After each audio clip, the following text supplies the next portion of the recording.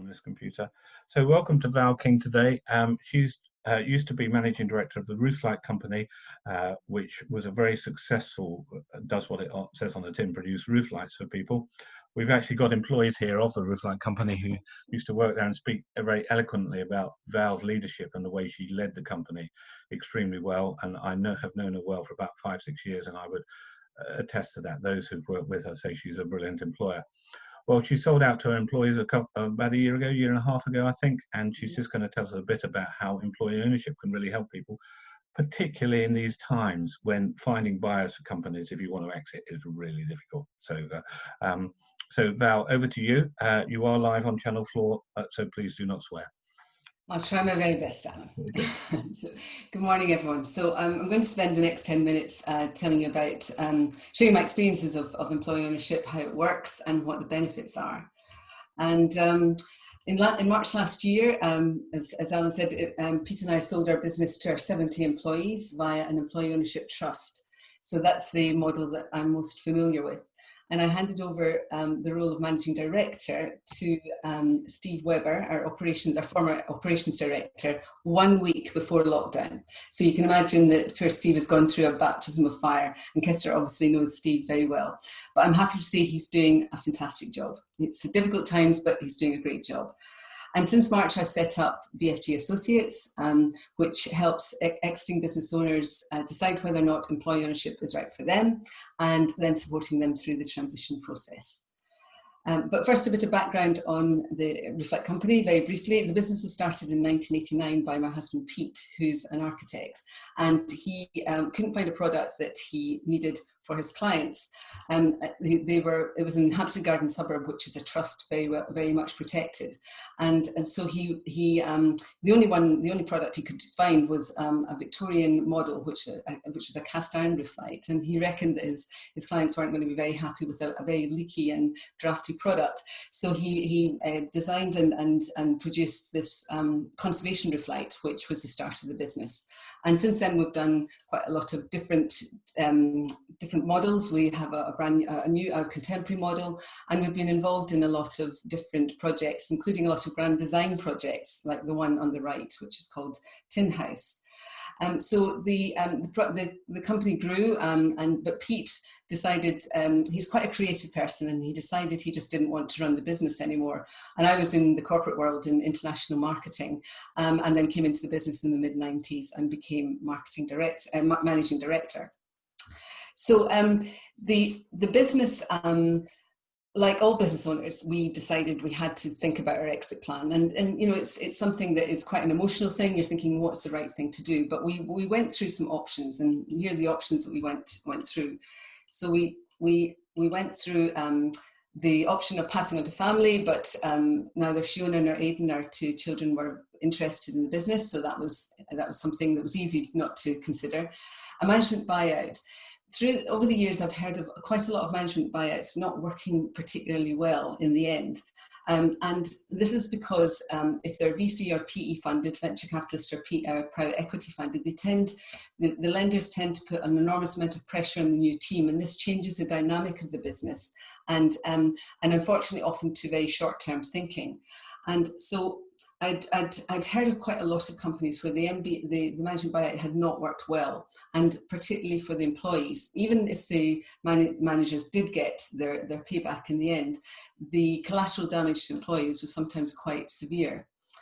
But another reason was, and Kester knows as well, we weren't approached by our managers, but in any case, I'd had too much anecdotal evidence that management buyout was not really right for our business.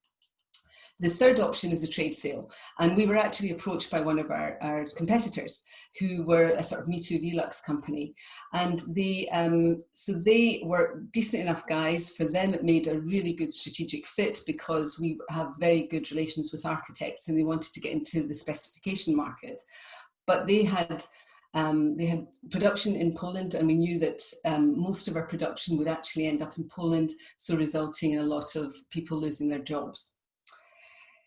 So we decided to rule that one out. And so through this process of elimination, Pete and I really realised just how important our legacy was to us and how important the livelihood of our employees was to us. So we decided that we needed to really articulate what our legacy was. So one of the things that Kester mentioned was values-led culture. We have 4 values: integrity, care, empowered, and unity. So that was one of the major legacies that I'd embedded in the business. Another thing was innovation. We developed a lot of new products and new processes. So that was a key element. And then finally, long-term sustainability. And that's from the point of view of profit as well as for the environment. So these 3 guiding principles are written into the trust deed, which I'll speak about in a second. And it's the job of the Board of Trustees to hold the top team, the managing director, we call them the leadership team, and Kester was a member of that team. It's the job of the Board of Trustees to hold that top team to account. And it's a bit like a 3-legged stool. So if they forget about one or dismiss one, then the stool will topple over. So how does the employee ownership model work? So there are 3 models available. The first is ownership directly by employees. So that's where the employees actually own the shares. And there are a few companies like this, but they are in the minority. The second model is 100% ownership by a trust, and that's the John Lewis model. So the owners, so the people you meet in Waitrose and in John Lewis, they don't own the shares themselves, but it's managed by an ownership trust. And then the third model is the one that we went for, and this is now the most common, and that's selling a percentage of the shareholding to the trust. And in our case, we sold 60% of the shareholding. So Pete and I own 40%. And so a new company, Rooflight Trustees Limited, was set up, and we sold the 6% to the new company. And we agreed to be paid over 8 years. So we had an independent valuation, and then we agreed to be paid over 8 years. And the average is between 5 and 8 years at the moment. And so the EOT deal requires a trust deed, and this is it's a really hefty document. It was a bit mind-bending, because what you're trying to do is to legislate for the future. In our case, that's 125 years. So you have to think about what might go wrong, what will happen in the future. But I do take heart from the fact that John Speed and Lewis set up the trust in the case of John Lewis partnership, and that's been going for 90 years now. And although they're going through a heck of a lot of turmoil, there's unlike a lot of the retailers on the market, they're much more likely to survive. There are significant tax benefits to selling to an employee ownership trust. You don't pay any capital gains tax at all. And this is even more interesting now that entrepreneur relief is less. And also for the co-owners, as we call them now, they get 3,600 tax-free bonus. So you still have to pay NI, but PAYE is free. So that's if any profit share or bonus is set out. So there is significant tax benefits. So the Board of Trustees has to be set up, and basically you can do what you like as the exiting business owner. In our case, we decided on a Board of Trustees of 6 people, 3 independent trustees, 1 who's the chair, and then a vendor trustee who is myself. It was Pete when I was managing director. And then most importantly, 2 co-owner trustees. So they become directors. And we had elections last October, and it was really interesting how these people came out of themselves. It was a bit like getting elected at school in a way. They had to set out their stall and tell their colleagues why they would be good trustees. But we were really pleased with the outcome. So, and I've got to say that in some Board of Trustees are set up where the executive team sit on the Board of Trustees, and I see that as a conflict of interest. I was determined to have the executive team separate with them reporting to, or the Board of Directors reporting to the Board of Trustees, and that is the case now. And I have to say that I had to report to the Board of Trustees for the first year, between March and March of this year. And I found it much more challenging than I thought it would be, because I wasn't used to reporting to anybody apart from Pete, who wasn't really into the budget or strategy. So it was harder than I thought. But on the day of the deal, we had over 20 documents to sign, but it was all done and dusted by the morning. And in the afternoon, we celebrated with cake and fizz. And you can see that these guys are all in the shape of an E and an O, for the sharp-eyed among you. So what's changed since becoming employee owned? When I asked that question of co-owners, a common response is there's a greater certainty and security for the future, which makes people feel good. And another feeling is that they have a greater say and stake in the business.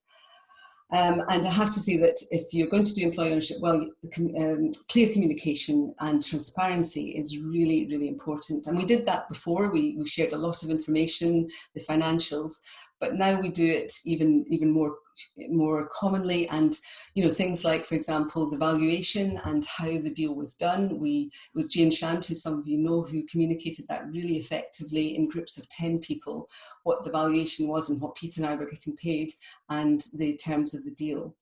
And we even communicate now the bank balance, so everybody knows what's going on in the business. So when there's bad news to be had, which has been the case recently, people are well informed and they're being treated like grown-ups, in my view, and I think that's really important. We also have a voice group. Sorry, I'll just put that back. Yes, so this is a voice group. So they are the representative body. So the co-owner trustees sit in the board of trustees, and they're looking at the overall health of the company. Are the board of directors doing a good job? But these guys are representing the employees themselves. So there were 5 constituencies, and these people got voted in as the voice group representatives. So they're taking the pulse, taking the temperature of the people in the business and reporting to the board of directors as well as the board of trustees.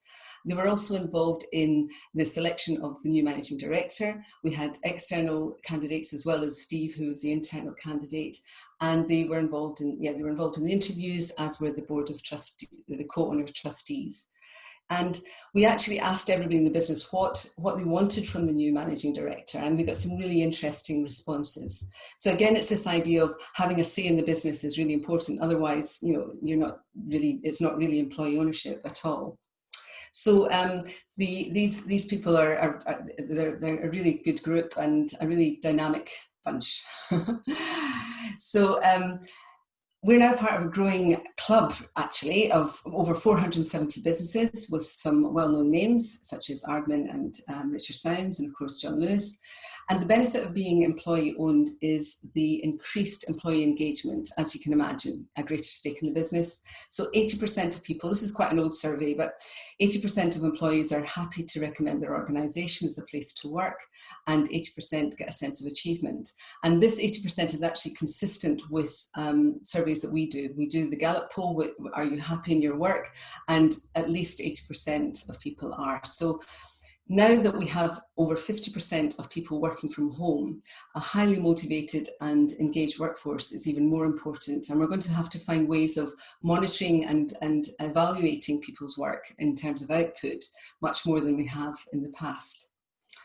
And in the employership community, we talk about the EO dividend, and it's important to get some hard data on that. I saw Charlie Mayfield of John Lewis speak, and he says that he expects 25% more from his employees, from the employees of John Lewis. But in terms of hard data, this is some research that's been done by Leeds University and RM2, who are accountants. And so you can see from here that combined sales of the top 50 employee-owned businesses are up 4.3%, and that's compared with 1.2 in the UK economy. So this is straddling 2019 and 2020. The median increase in operating profit is up 5%, and 66% of employee-owned businesses have no debt. So you can imagine that has made them much more resilient in these testing times. And then productivity has gone up by 6.9%, compared with -1 in the UK economy as a whole. So you can see that the data actually shows that employee ownership works. You've got happier people, but also you've got more successful businesses. And it's my personal experience that employee ownership is an exit route that really does give business owners the ability to leave a legacy. It puts them in the driving seat, as opposed to other deals with trade sales and MBOs, where there can be a lot of arm wrestling towards the end of the deal. You really are in control, and that really helped me through the whole process. And most importantly, it helps business to flourish. And so for those of you who know me, I believe that business can be a force for good, and I think that employee ownership is one of the best ways to achieve that. So I'd be happy to take any questions that anybody has on any aspect of this. That was brilliant, Val. Thank you. Please do. Any questions, people, either in the chat box or put your hand up. Yeah, Richard. So Val, do you effectively have a golden share, you and your husband? So we still own 40% of the shares. They couldn't go and take the trade deal. No, we've written that into the trust deed, Richard. It's only in extremis that we would, because again, the trust deed, you can put in what you like. So we've said that in extremis, if the company was failing, then it could be sold. But we have actually put that into the trust document. Okay. Fiona. Thank you. So Val, thank you. That was really, really good, really interesting, and really great for the economy, actually, because companies like yours are contributing more or better for the economy. I want to ask you, what did you learn from the challenge of having to report to the trustees? So how did it grow you as a person? Well, I think it helped me it helped my humility, because I was so used to kind of doing, well, being in charge, and so I think it really helped to just take an edge off my ego, which was an interesting experience. It made me feel quite frustrated at first, I have to say, because I was getting challenged on things that I wasn't used to getting challenged on. So it grew me. I think it helped to knock a few notches off my ego, is what I would say. Okay, we've had a question from Peter Young. Sounds great. Is there a downside? I wonder why many more companies don't go down this route. So for me, there isn't a downside. I suppose for some people, being paid over 8 years, a lot of people want the money on the day of the deal, or want a lot of money on the day of the deal. So that's fair enough. And I think that if you had a very exciting business with a really good IP, a trade sale would get you more money on the whole. But like most businesses, we had some really good IP, and we could have got more perhaps from a trade sale. But all of the time I was doing this, when you're going through the emotional ups and downs of selling your business, I knew it was the right thing to do. And I think that means a lot to people. And I've heard of quite a few people who have regretted selling out for the money and then seeing their business just either disappear or change into a completely different beast. And for us, it was just more important. And I think that, and I'd like to say this, I'm going to be very careful about this about accountants, but I think accountants and corporate finance people underestimate the emotional vested interest of the business owner. And it's not all about the biggest chunk of money that you can get. But I'm sure that we will get our money in the end. We did defer the payment this year, this July, because of COVID-19. But yeah, I think that a lot of people think they want all the money they can possibly get, and that's why they don't do employee ownership. But for me, it's one of the best ways of exiting. Yeah, brilliant. Okay, that's really good. Well, should we give her a round of applause? Actually, that was very good. Excellent, Val. So, what are you doing now? Are you just talking to people about employee ownerships, trusts generally, or? Yes, so I've been speaking to mainly architects at the moment, because I've got quite a lot of we have a good database of architects. But I've been speaking to people looking at exiting and helping them decide whether or not they need. Some of them they're not ready to sell, and some of them need to actually do some succession planning. Yeah. And then helping them through the transition process using a project management model that I used, where you've got your different stages. I really, because we have a lot of new projects, new products and new processes. Project management is very much instilled in our DNA. So I used a project management model to sell the business. Yeah, brilliant. Okay, we're now going to break down into smaller groups so you can get to know other people. Remember, the objective is to find your ideal referral source. I mean, you might want to sell to people in the room, but generally speaking, it's you're going to make more money if you get good referrals out of this group. We are getting them starting to flow, which I'm very pleased about. So we'll do that. We'll break down into groups of, let's think, 4 each, 3 or 4. And then we'll come back, and then V is going to talk to us about LinkedIn pods as we try and grow the groups and just grow the level of publicity that we have with the group. So here we go. Let's stop.